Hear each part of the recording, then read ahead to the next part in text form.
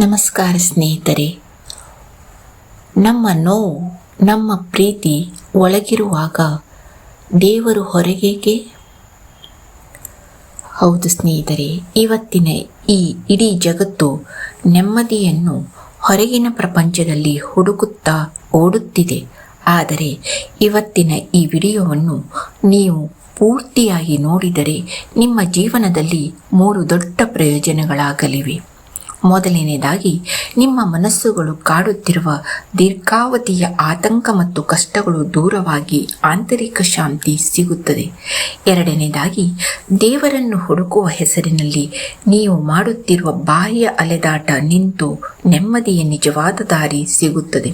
ಮೂರನೆಯದಾಗಿ, ನಿಮ್ಮ ಜೀವನವನ್ನು ನೀವೇ ಜಾಗೃತಿಯಿಂದ ಮುನ್ನಡೆಸುವ ಆತ್ಮವಿಶ್ವಾಸ ಮೂಡುತ್ತದೆ. ಅತ್ಯಂತ ಶ್ರೇಷ್ಠ ಆಧ್ಯಾತ್ಮ ಕ್ರಾಂತಿಕಾರಿ, ಜಗತ್ ಪ್ರಸಿದ್ಧ ಚಿಂತಕ ಓಶೋ ಅವರ ಅದ್ಭುತ ತತ್ವದ ಬಗ್ಗೆ ಮಾತನಾಡಲಿದ್ದೇವೆ. ಓಶೋರವರು ಕೇವಲ ಒಂದು ಧರ್ಮಕ್ಕೆ ಸೀಮಿತವಾದವರಲ್ಲ. ಅವರು ಮನುಷ್ಯನ ಅಂತರಂಗವನ್ನು, ಜಾಗೃತಿಯನ್ನು, ಸೆಲ್ಫ್ ಅವೇರ್ನೆಸ್ ಜಗತ್ತಿಗೆ ಪರಿಚಯಿಸಿದ ಮಹಾನ್ ಗುರು. ಅವರ ದರ್ಶನವನ್ನು ಅರಿತುಕೊಳ್ಳೋಣ. ಈ ವಿಡಿಯೋವನ್ನು ಕೊನೆಯವರೆಗೂ ನೋಡಿ. ಪುಸ್ತಕದ ಪರಿಚಯ. ನೀರಿನ ಮೇಲಿನ ಗುಳ್ಳೆ. ಓಶೋರವರ ಅಸಂಖ್ಯಾತ ಪುಸ್ತಕಗಳು ಮತ್ತು ಪ್ರವಚನಗಳಲ್ಲಿ ಅತ್ಯಂತ ಆಳವಾದ ಸಾರವನ್ನು ಹೊಂದಿರುವ ಒಂದು ಅದ್ಭುತ ಭಾಗವೆಂದರೆ ಅದು ನೀರಿನ ಮೇಲಿನ ಗುಳ್ಳೆ ಎನ್ನುವ ದರ್ಶನ. ನೀರಿನ ಮೇಲಿನ ಗುಳ್ಳೆ ಹೇಗೆ ಕ್ಷಣಿಕವೋ ಹಾಗೆ ಬಾಹ್ಯ ಜಗತ್ತು ಅಷ್ಟೇ ಕ್ಷಣಿಕ. ಆದರೆ ಈ ಕ್ಷಣಿಕ ಜಗತ್ತಿನ ಹಿಂದೆ ಇರುವ ಶಾಶ್ವತ ಸತ್ಯ ಯಾವುದು? ಅದನ್ನು ಓಶೋರವರು ಹೀಗೆ ವಿವರಿಸುತ್ತಾರೆ ಎಂಬುದನ್ನು ಈಗ ನಾವು ಅತ್ಯಂತ ವಿವರವಾಗಿ ತಿಳಿದುಕೊಳ್ಳೋಣ. ಓಶೋರವರು ಯಾವಾಗಲೂ ಅದನ್ನೇ ಹೇಳುತ್ತಿದ್ದರು: ನನ್ನನ್ನು ಅನುಸರಿಸಬೇಡಿ, ನಿಮ್ಮ ಸ್ವಂತ ಬೆಳಕನ್ನು ನೀವೇ ಕಂಡುಕೊಳ್ಳಿ. ಖಂಡಿತ ಸ್ನೇಹಿತರೆ, ಓಶೋರವರು ಮನುಷ್ಯನ ಅಂತರಂಗವನ್ನು ವಿಶ್ಲೇಷಿಸುತ್ತಾ ಒಂದು ಅದ್ಭುತವಾದ ಸತ್ಯವನ್ನು ಬಿಚ್ಚಿಡುತ್ತಾರೆ. ನಮ್ಮಲ್ಲಿರುವ ನೋವು ಹೊರಗಡೆಯಿಂದ ನೋಡಿದಾಗ ಯಾರಿಗಾದರೂ ಕಾಣಿಸುತ್ತದೆಯೇ? ನಾವು ಹೊರಗೆ ನಗುತ್ತಿರಬಹುದು, ಸುಂದರವಾದ ಬಟ್ಟೆ ಧರಿಸಿ ಸಂಭ್ರಮಿಸುತ್ತಿರಬಹುದು. ಹೊರಗೆ ಎಲ್ಲೋ ನಮ್ಮ ನೋವು ಕಾಣಿಸುವುದಿಲ್ಲ. ಆದರೆ ಆ ನೋವು ನಮ್ಮ ಒಳಗಡೆ ಅತ್ಯಂತ ತೀವ್ರವಾಗಿ, ಜೀವಂತವಾಗಿ ಇರುತ್ತದೆ. ಅದು ಕಣ್ಣಿಗೆ ಕಾಣಿಸದಿದ್ದರೂ ಒಳಗಿರುವುದು 100ಕ್ಕೆ 100 ಸತ್ಯ. ಅದೇ ರೀತಿ ನಮ್ಮಲ್ಲಿರುವ ಪ್ರೀತಿ ಹೊರಗಡೆಯಿಂದ ಕಾಣಿಸ್ತದೆಯೇ? ಪ್ರೀತಿ ಎನ್ನುವುದು ಮಾರುಕಟ್ಟೆಯಲ್ಲಿ ಸಿಗುವ ವಸ್ತು ಅಲ್ಲ, ಅಥವಾ ಅದನ್ನು ಕೈಯಲ್ಲಿ ಹಿಡಿದು ಹೊರಗೆ ತೋರಿಸಲು ಸಾಧ್ಯವಿಲ್ಲ. ಆದರೆ ಹೊರಗಿನ ಆಡಂಬರದ ಪ್ರದರ್ಶನಗಳಿಗಿಂತ ನಮ್ಮ ಹೃದಯದ ಆಳದಲ್ಲಿ ಮೂಡುವ ಕರುಣೆ ಮತ್ತು ಪ್ರೀತಿ ನಮ್ಮ ಒಳಗಡೆ ಇರುವುದು ಅಷ್ಟೇ ದೊಡ್ಡ ಸತ್ಯ.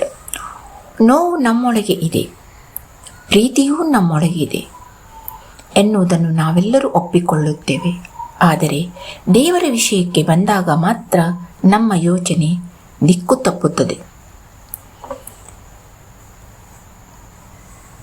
ಮುಂದಿನ ಪರಮಸತ್ಯ: ದೇವರು ಹೊರಗಿಲ್ಲ, ಒಳಗಿದ್ದಾನೆ.